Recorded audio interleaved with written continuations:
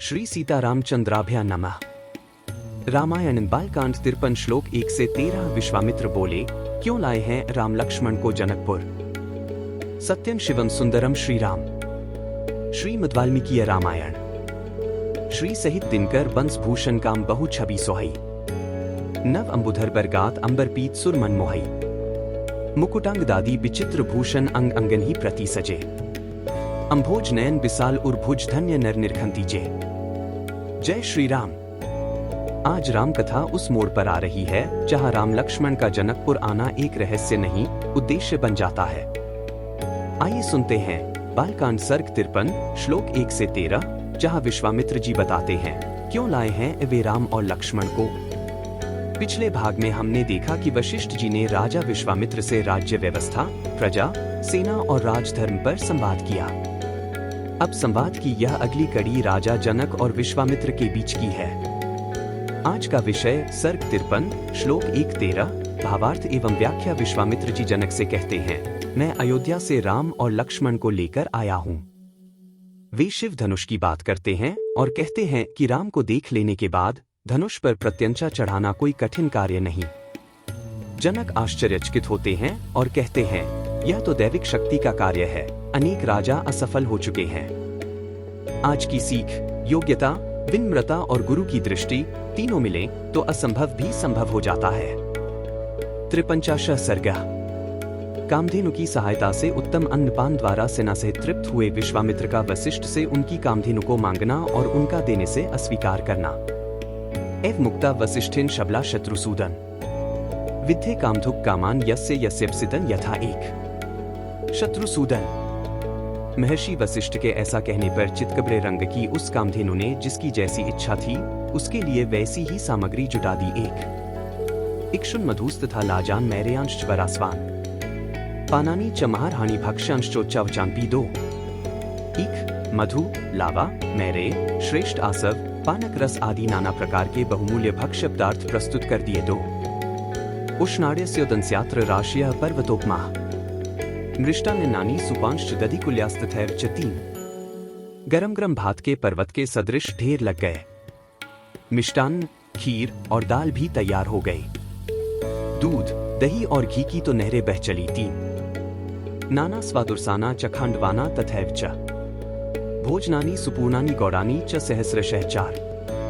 भांति भांति के सुस्वादु रस, खांडव तथा नाना प्रकार के भोजनों से भरी हुई चांदी की सहस्रों थालियां सज गईं चार। सर्वमासीत सुसंतुष्ट हृष्ट पुष्ट जनायुतम विश्वामित्र बलन राम वसिष्ठेन सुतर्पितम 5। श्री राम। महर्षि वशिष्ठ ने विश्वामित्र जी की सारी सेना के लोगों को भली भांति तृप्त किया। उस सेना में बहुत से हृष्ट पुष्ट सैनिक थे।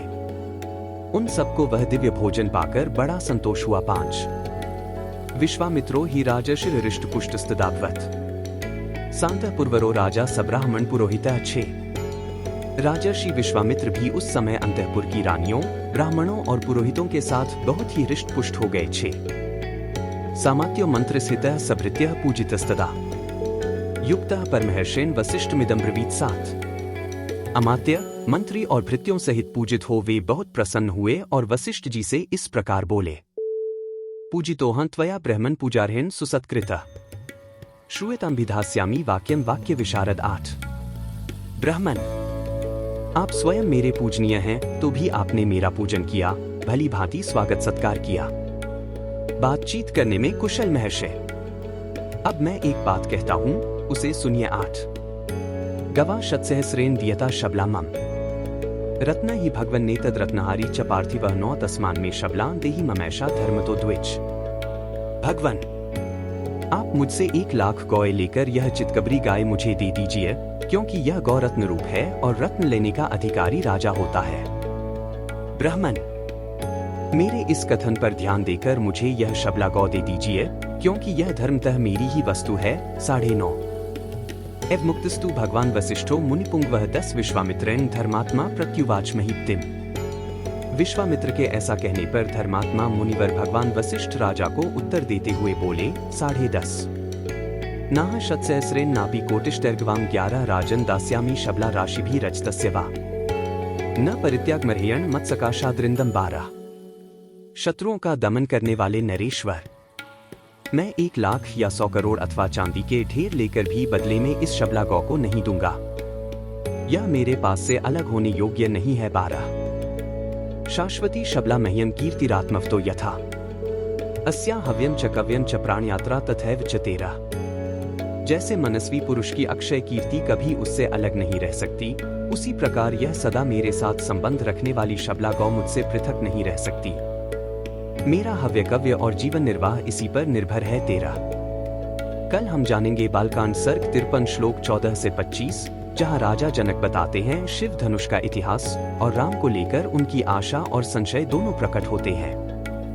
अगर यह प्रसंग आपको प्रेरणादायक लगा हो तो वीडियो को लाइक करें, कमेंट करें। क्या आप मानते हैं कि राम की यात्रा हर कदम पर किसी न किसी को दिशा दे रही होती है? और चैनल को सब्सक्राइब करें ताकि अगली रामकथा की कड़ी आपसे न छूटे। रामकथा चलती रहे। जय श्री राम। बार बार बर मागो हर्षी देहु श्री रंग पद सरोज अनपाइनी भक्ति सदा सत्संग। कथा विसर्जन होत है, सुनो वीर हनुमान। जो जन जंग से आए हैं सो तंग कर ही पयान। बोलो सियावर रामचंद्र जी की जय। राम भक्त हनुमान जी की जय। उमापति महादेव जी की जय। मंगल भवन अमंगलहारी। द्रवहु सुतसरथ अजिर बिहारी। दीन दयाल बिरिदु संभारी। हरहु नाथ मम संकट भारी। जय सिया राम, जय जय सिया राम।